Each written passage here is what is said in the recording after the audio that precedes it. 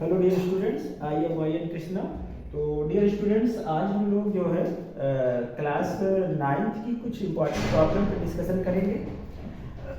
वैसे आप सभी लोग स्वस्थ होंगे, मस्त होंगे और अपनी प्रिपरेशन और तैयारी अच्छे से कर रहे होंगे। तो डियर स्टूडेंट्स, आज जो मैंने प्रॉब्लम दी है वो कुछ जो इधर नाइन्थ क्लास में देखा जाए या क्लास 10th में या जो भी कंपटीशन लेवल की कुछ प्रॉब्लम्स होती है उस पर डिस्कशन करेंगे, जो आने वाले एग्जाम के लिए इम्पॉर्टेंट होती हैं। तो एकेडमिक के लिए भी और कंपटीशन के लिए, दोनों के लिए जरूरी है। तो 2-3 क्वेश्चन जो भी हमारे पास टाइम है उसमें हम कोशिश करेंगे 2-3 क्वेश्चन आपको डिस्कशन कर लें, ठीक है। तो सबसे पहले एक क्वेश्चन है क्वाड्रिलेटरल का, जिसमें से क्या करना है कि आपको एक जो गिवन है वो एक पैरेललोग्राम दिया गया है ABCD, जिसमें से P पॉइंट जो है वो मिड पॉइंट है, ठीक है ना, DC का, और AP को ज्वाइन किया गया है और यहाँ C से एक लाइन जो है R तक ज्वाइन की गई है, जो कि AB को Q पे कट कर रही है, और CR पैरेलल है AP के, ये गिवन है, ठीक है। और इसमें टू प्रूव है, आपको प्रूव करना है कि DA इक्वल टू AR है, और दूसरी चीज आपको प्रूव करना है कि CQ इक्वल टू QR है, ठीक है। यहाँ पर ये आपको प्रूव करना है।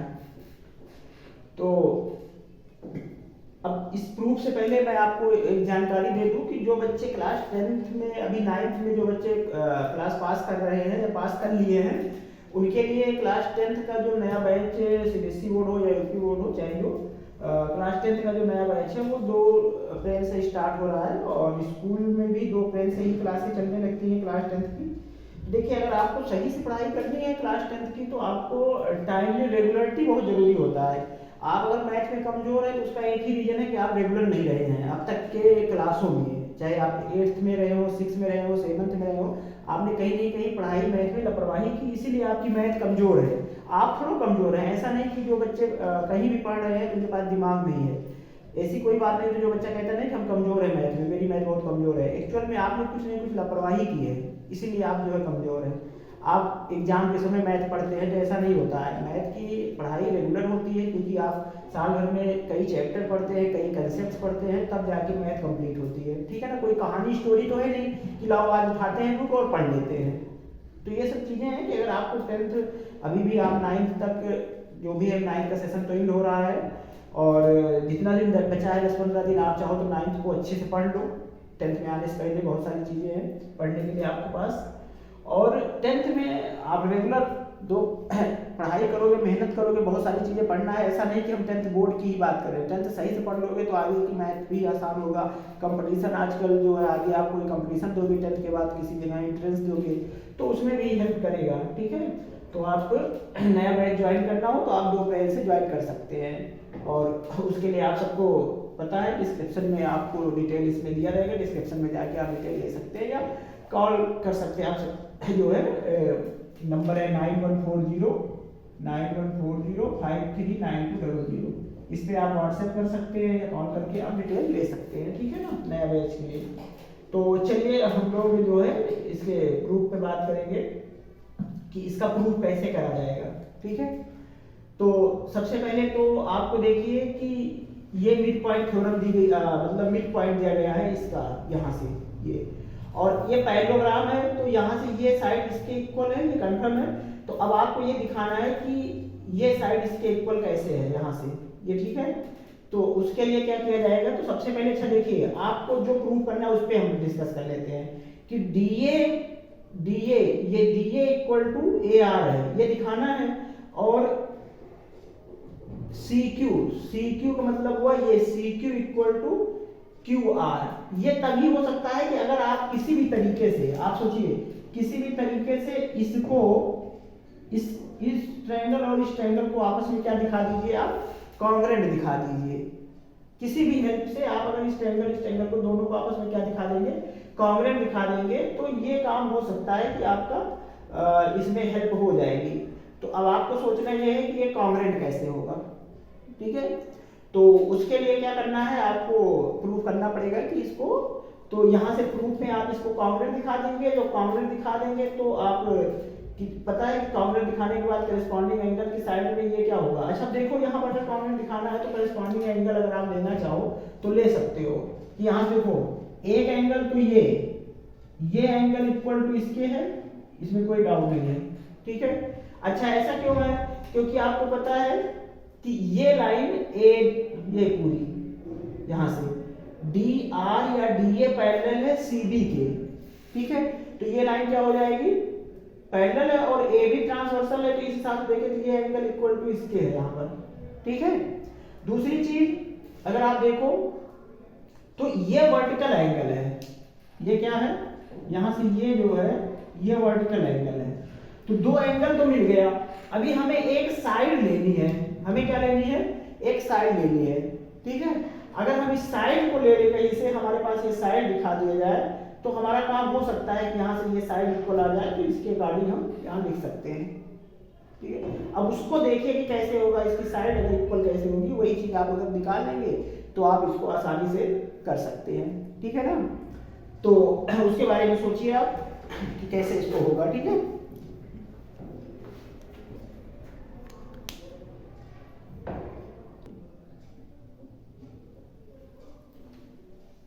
तो हम लोग सोचे होंगे कैसे करना है।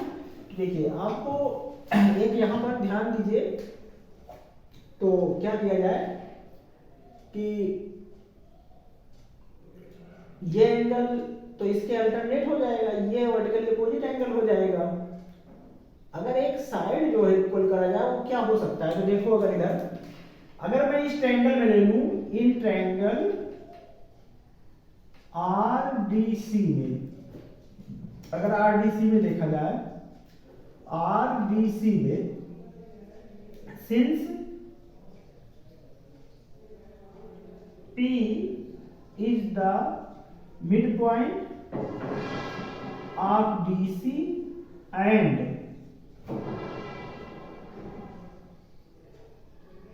AP पैरेलल है RC, ये इतनी बात तो आपको मालूम है कि इस ट्रायंगल DRC में P मिड पॉइंट है DC का और AP पैरेलल है RC का।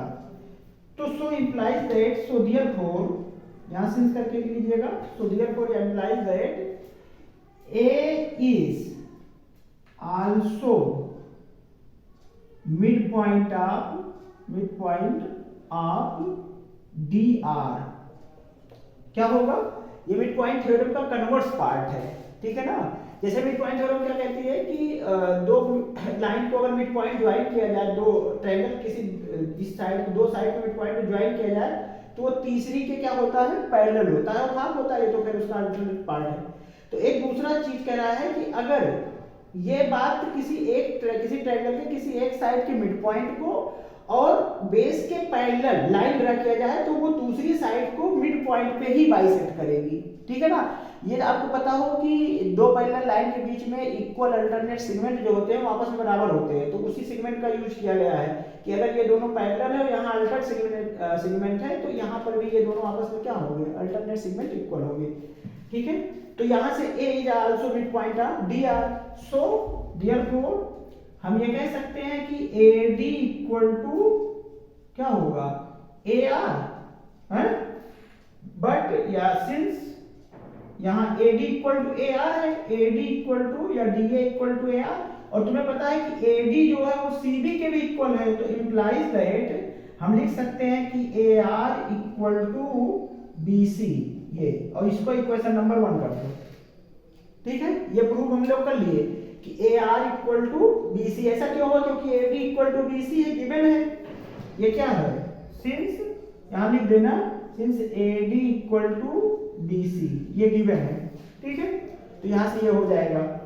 तो चलिए अब इसके आगे हमने क्या बताया था कि आपको इन दोनों को ट्रायंगल कॉम्बिनेशन दिखा सकते हो, कि ये गिवन मैं रफ कर दे रहा हूं और इसके बाद यहां लिख देता हूं। तो नाउ इन ट्रायंगल अगर मैं लिखना चाहूं तो लिख सकता हूं कि in triangle ARQ and D triangle BCQ, ये लेने। तो यहां पर क्या हो जाएगा, ये एंगल 1 2 कर दे रहा हूं, इसको 3 और 4 कर दे रहा हूं, ठीक है ना। तो लिखेंगे angle 1 equal to angle 2 alternate angle, ठीक है। और angle 3 equal to angle 4 vertically opposite angle, ये हो जाएगा। और side A R equal to B C from equation first, ये हो जाएगा। ठीक है, तो इस ग्राफ देखेंगे, therefore triangle A R Q congruent to triangle B C Q, और बाई किस क्राइटेरिया से, by AAS criteria, congruence rule, ये होगा। ठीक है ना, तो यहां से ये आ जाएगा। अब इसको मैं रख कर दे रहा हूं, ठीक है, तो इस हिसाब से देखिए, तो ये हो जाएगा आपका कॉन्ग्रुएंस। तो देयरफॉर बाई CPCT क्या हो जाएगा कि अब कॉन्ग्रुएंस रूल हो गया, तो इस हिसाब से हम कह सकते हैं कि side RQ equal to QC, तो ये इक्वेशन नंबर 2 हो जाएगा। और यही दोनों प्रूव करना था, तो from first and second we can write now कि आपको क्या क्या प्रूव करना था। आपको लिखाना था कि AD इक्वल टू, तो AD इक्वल टू या DA, ऐसे लिखिए, DA equal to AR and आपका हो जाएगा RQ इक्वल टू QC, ये आपका प्रूव हो जाएगा। हेंस प्रूव्ड, ये आपका हो जाएगा। ठीक है ना, तो इस तरीके से इसको प्रूव कर सकते हैं। ये MCQ क्वेश्चन में आता है, लिखा रहता है, डायग्राम बना रहता है, और डायरेक्टली आपको पूछता है कि कौन सा सही है, तो उसके लिए भी है, और लॉन्ग में आता है तो उसमें भी आप इसको प्रूव कर सकते हैं। तो ये तो आपका एक क्वेश्चन था जो मतलब इसका क्वाड्रिलेटरल का था, थोड़ा अच्छा क्वेश्चन, और भी आप जानते हैं। तो चलिए इसके अलावा भी हम लोग देख लेते हैं कुछ क्वेश्चन और जो इम्पोर्टेंट है।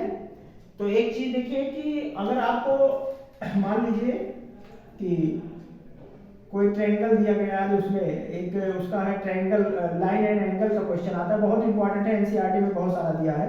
इस तरीके से क्वेश्चन दिया रहता है और कहता है कि ये पैरेलल है आपका, ठीक है, और यहाँ पर कोई वैल्यू x दे देता है, और यहाँ पर आपको मान लो ये दे दिया 60 डिग्री, और यहाँ पर दे दिया आपका मान लो 80 डिग्री। ठीक है, तो आपसे ये पूछता है कि find the value of x। तो इसमें क्या करते हैं, आपको पता है कि इसमें हम यहाँ से एक कंस्ट्रक्शन कर लेते हैं, और ये मान लो L1 है, ये L2 है, तो एक L3 लाइन हम पैरेलल ड्रा कर लेते हैं कि L1 parallel L2 parallel L3। ठीक है, अब उसके बाद में क्या करते हैं, इस एंगल को, जैसे अब देखो ये पैरेलल इसके है, तो यहाँ से अल्टरनेट एंगल अगर इसकी बात करें तो ये एंगल 1 है, अगर तो एंगल 1 इक्वल टू आ जाएगा 60 डिग्री, ये एंगल कितना हो जाएगा 60। और ऐसे ही इसमें अगर देखें तो ये दोनों पैरेलल इसके, तो ये अल्टरनेट आ जाएगा, तो ये हो जाएगा 80 डिग्री। तो x डिग्री जो होता है, एंगल x जो आएगा वो आएगा 60 प्लस 80, तो 8 से 14 140 डिग्री। ठीक है ना, तो ये आपकी x की वैल्यू होती है। तो इसको भी आसानी से आप कर सकते हो, लेकिन यह है कि आपको अगर कंपटीशन में जैसे MCQ क्वेश्चन है तब तो डायरेक्ट लिख दोगे, लेकिन अगर मान लो डिस्क्रिप्टिव में है तो आपको यहाँ लिखना चाहिए कि स्टेटमेंट के हिसाब से लिखना चाहिए कि कैसे इसको कर रहे हो, अलग अलग ऐड करना चाहिए क्वेश्चन बना के। ठीक है ना, तो ये क्वेश्चन भी इंपॉर्टेंट क्वेश्चन था। और अगर आपसे बात करूं तो इंपॉर्टेंट क्वेश्चन जैसे एक और है जो कि कंपटीशन में इस समय जो तमाम मोटे एग्जाम होते हैं उसमें आता है कि दिया रहता है कि मान लो रेशनलाइजेशन से आता है क्वेश्चन। आपको बताऊं तो रेशनलाइजेशन में मान लो आ गया √3 प्लस √3 प्लस 1 अपॉन √3 माइनस 1 ये आ जाए, और इसके बाद में एक वैल्यू दे दिया, मान लो ये p है या ये p है, ये वैल्यू मान लो p है, और एक वैल्यू q है आपके पास कि √3 माइनस 1 अपॉन √3 प्लस 1। ये तो आपसे पूछता है कि p square plus q square minus 2pq, ये पूछ लिया। ठीक है, तो आपको पता है ये कैसे आएगा, ये सीधा p प्लस q का होल स्क्वायर भी है अगर देखा जाए तो। ठीक, तो ये p माइनस q का होल स्क्वायर है, तो तुम चाहो इसको सॉल्व कर सकते हो, या फिर p स्क्वायर निकाल लो, q स्क्वायर निकाल लो। अगर मान लो यहाँ पर हम क्या कर दें, इसको कर दें, यहाँ ऑप्शन आपके पास बहुत सारा है, आप इसको p माइनस q का होल स्क्वायर कर सकते हो, ये यही तो है p square plus q square minus 2pq। Plus है तो प्लस कर लीजिएगा। अगर मान लो यहाँ 4 लिखा होता, यहाँ क्या लिखा होता 4, तो यहाँ 2pq बच जाता, यहाँ क्या बनता -2pq बच जाता, तो मल्टीप्लाई कर लेते। तो अब इसको जोड़ दो, इसको क्या करोगे जोड़ दोगे, तो इसको जोड़ोगे तो क्या मिलेगा, अगर मैं आपको इसको बताऊं जोड़ दूं, √3 + 1 अपान √3 - 1 और प्लस √3 - 1 या माइनस कर दूं, मगर माइनस है माइनस कर दीजिएगा, प्लस रहेगा तो प्लस कर दीजिएगा। ये एग्जाम में आता है ये, तो ये सीधा सीधा होल स्क्वायर हो जाता है, √3 + 1 का होल स्क्वायर माइनस √3 - 1 का होल स्क्वायर, और नीचे a² - b² लग जाता है, तो सीधा सीधा 3 - 1 आ जाएगा।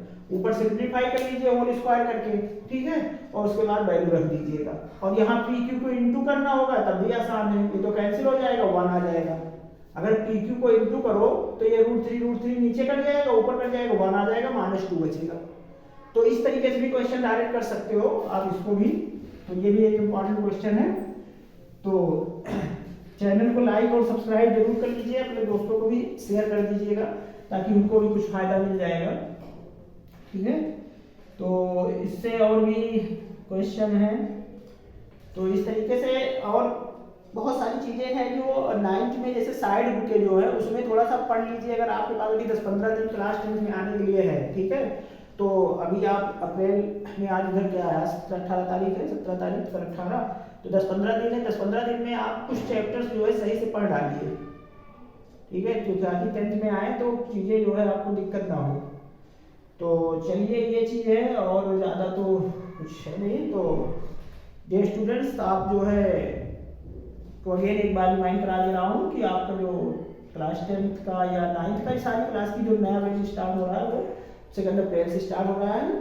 और चलिए हम लोग ऐसे ही चैनल को लाइक और सब्सक्राइब कर लीजिए, क्योंकि आने वाले जो 10th का बैच होगा उसमें भी हम बोर्ड के एग्जाम तक बच्चों को कुछ नहीं कुछ इस पे जो इम्पोर्टेंट चीज़ें हैं उसको बताते रहते हैं, ठीक है। अगर आप चैनल को सब्सक्राइब किए रहते हैं, बेल आइकन बटन दबाए रहेंगे तो आपको नोटिफिकेशन मिल जाता है जैसे ही कोई मैटर आता है चैनल पर अपलोड होता है। तो चूँकि टाइम ज़्यादा रहता नहीं, तो जैसा भी टाइम रहेगा हमारे पास हम इस पर इम्पोर्टेंट चीज़ें आपको बताते रहेंगे। और ये क्लास 9, 10th, 11, 12 चारों के लिए इस पर आपको प्ले लिस्ट देखोगे जाके चैनल में प्ले लिस्ट बनी हुई है, तो प्ले लिस्ट में आप उस पर लेक्चर और भी देख सकते हैं।